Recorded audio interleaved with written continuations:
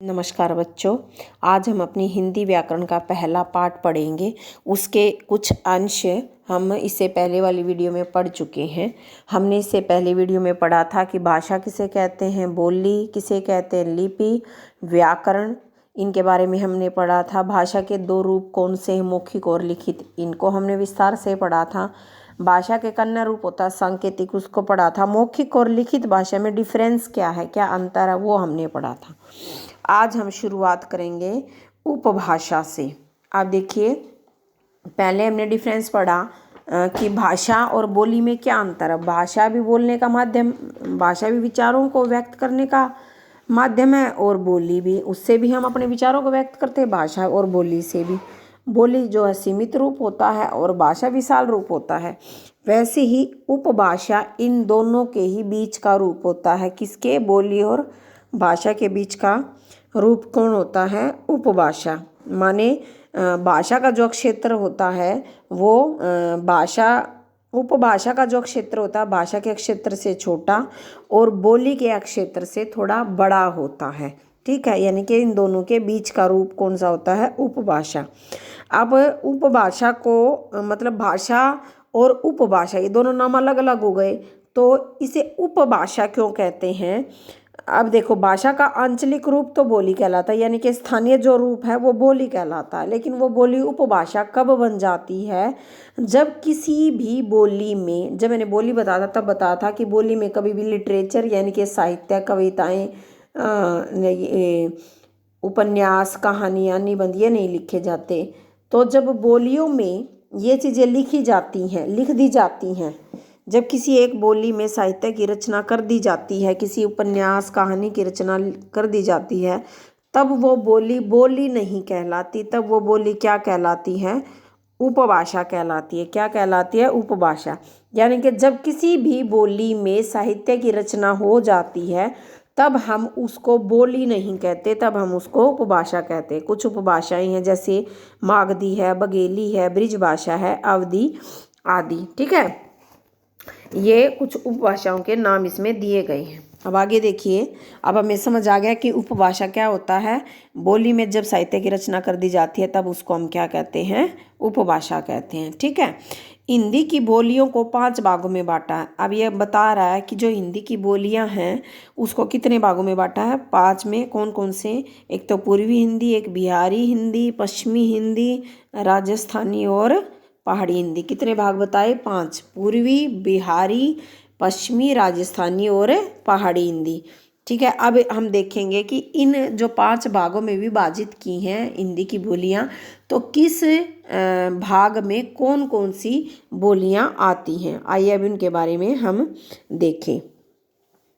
पूर्वी हिंदी में कौन कौन आता, अवधी, छत्तीसगढ़ी और बघेली। पूर्वी हिंदी में कौन कौन सी बोलियां आएंगी, अवधी आएगी, छत्तीसगढ़ी और बघेली। बिहारी में मागधी, मैथिली और भोजपुरी। पश्चिमी हिंदी में कन्नौजी, बुंदेली, हरियाणवी, ब्रिजभाषा और खड़ी बोली।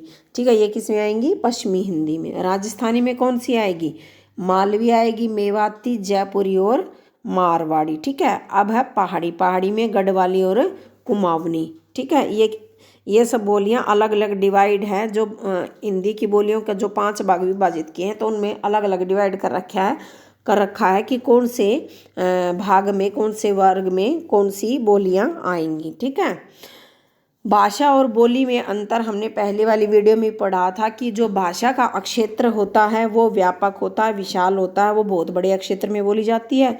बोली भाषा का क्षेत्रीय रूप होता है, यह एक रूप भाषा की अपेक्षा छोटे क्षेत्र तक सीमित है, यानी कि छोटे से क्षेत्र में बोली जाती है। भाषा में गद्य और पद्य युक्त साहित्य रचना होती है, यानी कि कविताएं वगैरह भी लिखी जाती हैं, गीत वगैरह भी लिखे जाते हैं, कहानियाँ, निबंध, उपन्यास आदि लिखे जाते हैं। किसमें, भाषा में। बोली में ऐसा नहीं होता। बोली में केवल हम अपने विचारों को अभिव्यक्त करते हैं और दूसरों के विचारों को समझते हैं। भाषा का अपना व्याकरण होता है, यानी कि व्याकरण के नियमों में बंधी होती है कौन, भाषा। बोली का अपना कोई भी व्याकरण नहीं होता, वो स्वतंत्र होती है और उसमें किसी भी प्रकार के साहित्य की रचना नहीं की जाती। तो ये तो इसका डिफरेंस था, समझ आया। अब लिपि। लिपि भी आप बचपन से पढ़ते आ रहे हो। लिपि का शाब्दिक अर्थ तो क्या है, चिन्ह। ठीक है, चिन्ह करना, निशान, पहचान करना। ठीक है, लिपि लिखित भाषा का आधार होती है। लिपि कौन सी भाषा का आधार है? अब लिपि की अगर उसकी डेफिनेशन देखें तो हम बचपन से क्या पढ़ते आ रहे हैं? लिपि की डेफिनेशन है लिखने के ढंग को लिपि कहते हैं। ठीक है ना। लिपि लिखित भाषा का, जो लिखने वाला रूप है भाषा का, उसका बेस होती है कि उसी के आधार पर जो है लिखित भाषा अपना लिखित रूप प्रदान करती है। जिन वर्ण चिन्हों के माध्यम से मौखिक ध्वनियों को व्यक्त करते हैं उन्हें लिपि कहते हैं। संसार में जितनी भाषाएं हैं, यानी कि संसार में जितनी भी भाषाएं हैं, सबका अपना एक लिखने का ढंग है। तो माने क्या है? सभी की अपनी अपनी अलग अलग लिपियां हैं। जैसे भारत की अनेक भाषाओं की लिपि देवनागरी, यानी कि भारत में कितनी भाषाओं को मान्यता है? 22 भाषाओं को मान्यता है। तो उनकी अधिकांश की जो लिपि है, यानी लिखने का ढंग जो है, वो कौन सी लिपि के अनुसार है? देवनागरी के अनुसार है। आइए अब देखें इसमें जो भाषाएं हमारे देश में जो मान्यता प्राप्त भाषाएं हैं कितनी? 22। उन सब की लिपि दी हुई है कि कौन सी भाषा किस लिपि के ढंग से लिखी जाती है। हिंदी की देवनागरी है, सिंधी की देवनागरी भी, फारसी भी और अरबी भी है। मराठी की देवनागरी, कोंकणी की देवनागरी, संस्कृत देवनागरी, नेपाली देवनागरी, संथाली या संताली, इसको किसी भी नाम से, इन दोनों में से किसी भी नाम से एक से पुकारा जा सकता है, इसकी भी देवनागरी है। ओल चिक्की है। डोगरी की देवनागरी, बोडो की भी देवनागरी, मैथिली की देवनागरी, ये ध्यान रखना ये मैथिली है बेटा, वो संथाली है। यह तिरहुता है। कश्मीरी की फारसी भी है, अरबी भी है और देवनागरी, क्योंकि वहाँ पर उर्दू भी बोली जाती है ना। उर्दू की फारसी और अरबी। ओडिया की ओडियाई है। बांग्ला की बांग्ला है। असमिया की असमिया, तमिल की तमिल, तेलुगु की तेलुगु, मलयालम की मलयालम ही है। कन्नड़ की कन्नड़, मणिपुरी की मैतई है। पंजाबी की गुरमुखी और गुजराती की गुजराती भी है और देवनागरी है। तो ये तो सारी हमारी क्या थी? इसमें भाषाएं दी हुई, लिपि दी हुई है कि किस भाषा की कौन सी लिपि है। ठीक है। अच्छा, अब है इससे नेक्स्ट वाली जो वीडियो है उसमें हम इसके जो अंश बच गए हैं लेसन के पाठ के, वो हम पढ़ेंगे। अब इसने कहा भाषा और व्याकरण। भाषा अलग चीज़ है, व्याकरण अलग चीज़ है। अब ये समझाने का प्रयास कर रहा है। देखिए क्या कह रहा है। भाषा एक सशक्त माध्यम है जिसके द्वारा विचारों का आदान प्रदान होता है। ये तो हम स्टार्टिंग से ही पढ़ते आ रहे हैं कि अपने विचारों का आदान प्रदान करना, विचार दूसरे के समझना और खुद के समझाना क्या कहलाता है? भाषा कहलाता है। और क्या कह रहा है? भाषा के द्वारा मनुष्य एक पीढ़ी से दूसरी पीढ़ी तक के विचारों को जान पाता है। ठीक है ना। विचार की समझ कैसे हो पाती है? दूसरे के और खुद के विचारों को हम कैसे समझा पाते हैं? भाषा के द्वारा। इस तरह भाषा व्यक्ति के भूत, वर्तमान और भविष्य को आपस में जोड़कर जोड़ने का जो एक कड़ी का काम करती है, वो कौन होती है? भाषा। व्याकरण भाषा के शुद्ध और परिष्कृत रूप को बनाए रखने में सहयोग देती है। यानी कि जो व्याकरण होती है वो भाषा का बिल्कुल सही और बिल्कुल मंजा हुआ, जिसको बोलते हैं बिल्कुल सही जो रूप है, बिल्कुल उचित जो रूप है वो, और सही लिखने का, सही बोलने का, सही व्यवस्थित रूप से लिखने या बोलने का जो नियम हमें सिखाती है, वो कौन सिखाती है? व्याकरण।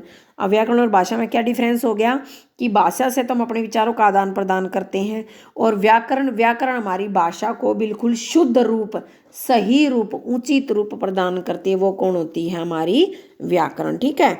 तो ये आज हमने इस पाठ के कुछ अंश पढ़े। इसमें हमने क्या पढ़ा? उपभाषा पढ़ा, और हमारी हिंदी की जो बोलियां हैं वो उसको कितने भागों में विभाजित है? 5 में। किस भाग में कौन सी बोली है वो हमने पढ़ी। और हमने पढ़ी लिपि क्या होता है, लिपि की भाषा में ज़रूरत क्यों है, और किस भाषा की, जो हमारे देश में हमारे संविधान में 22 भाषाओं को मान्यता दी गई है, तो कौन सी भाषा की कौन सी लिपि है, ये हमने विस्तार से पढ़ा है। आगे वाली वीडियो में हम पढ़ेंगे इसके जो बचे हुए अंश हैं। ठीक है। तो इसमें जो भी क्वेश्चन बड़े हैं बेटा, वो आप अपनी रफ नोटबुक